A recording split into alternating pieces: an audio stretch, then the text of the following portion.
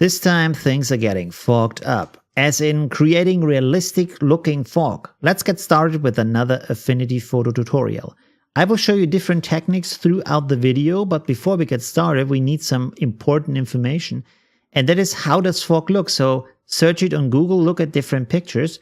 For example, in this picture you can see that the fog sticks to the sky while the ground is kind of clear. But when you look at this picture you can see that the fog sticks to the ground while the sky is kind of clear, so the other way around.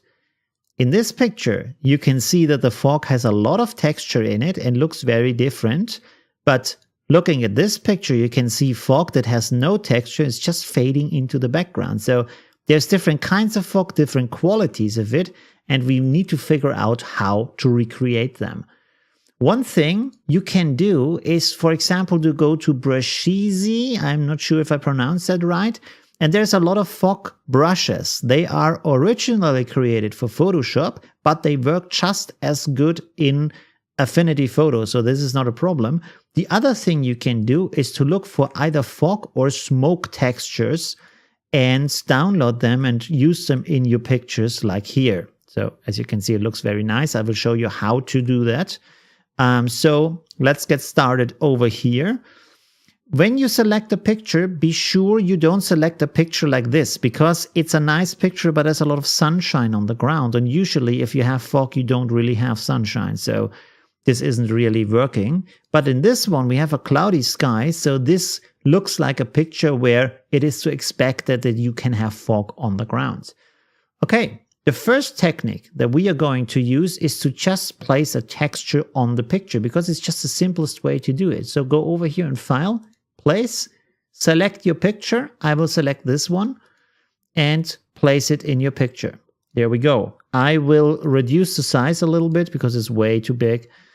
There we go. Let's see. So it fits on the picture. You don't have to use all of it. I will just use the lower part because I want to have fog that's sticking to the ground. And then all you do is set your layer to screen. There we go.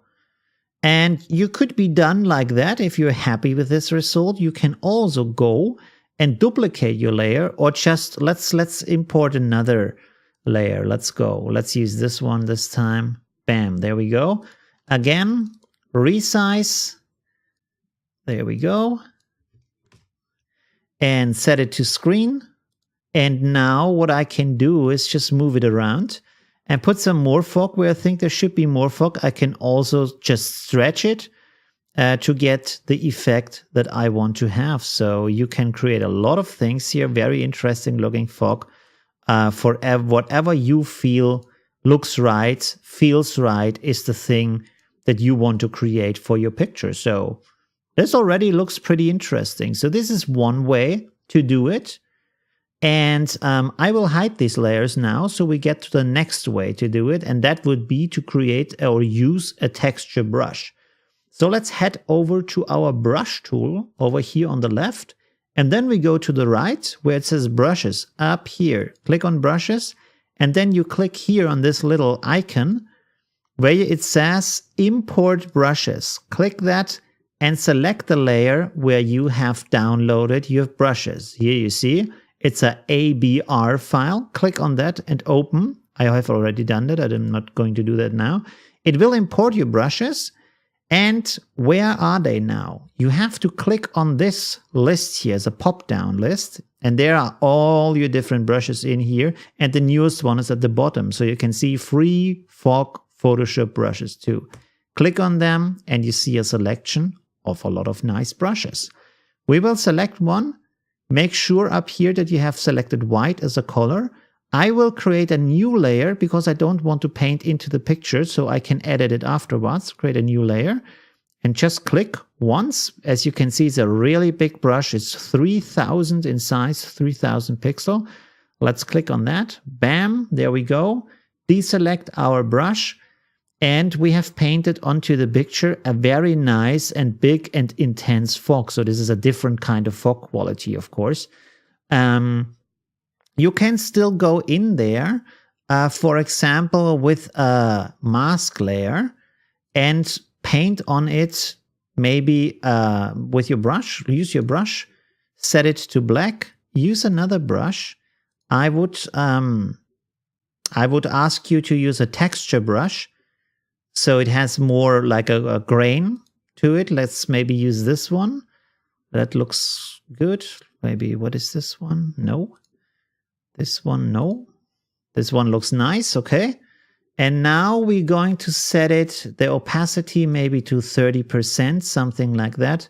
Reduce the hardness so we get soft edges, and the rest is okay. And now I can just paint in here in black and reduce the fog where I don't want to have too much fog going on.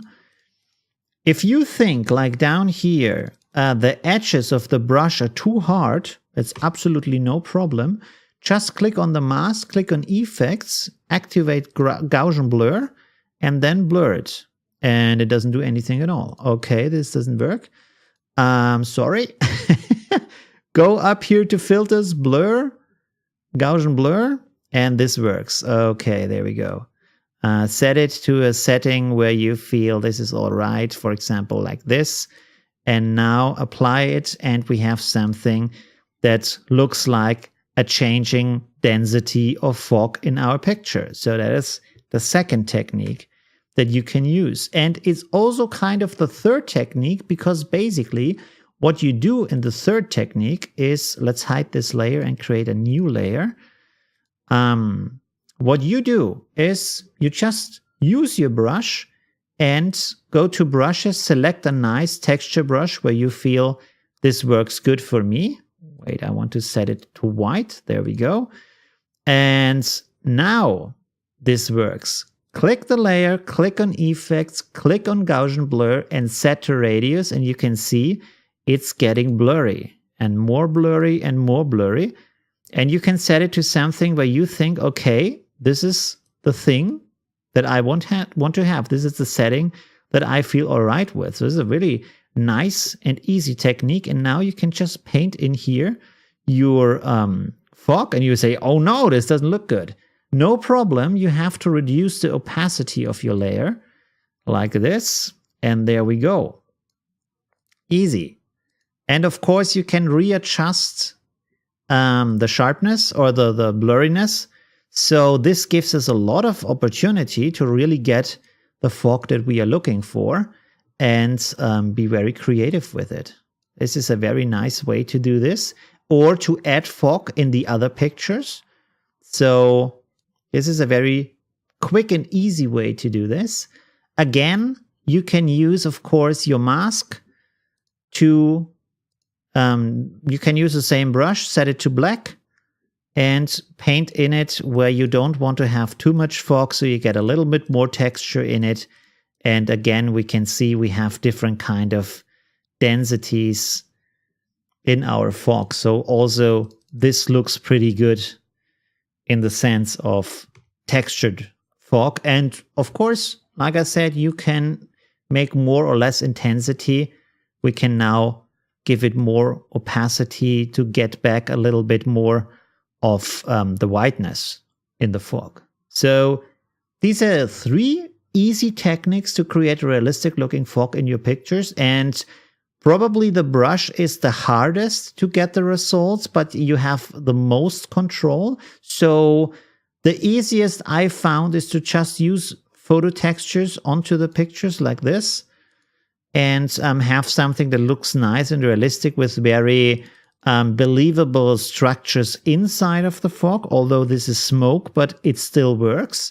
And refine it by either putting on more of these textures and resizing and stretching them, or using the brush onto the fog to create something more interesting, or put the fog where you want to have it. So this really depends on the result you wanted to have.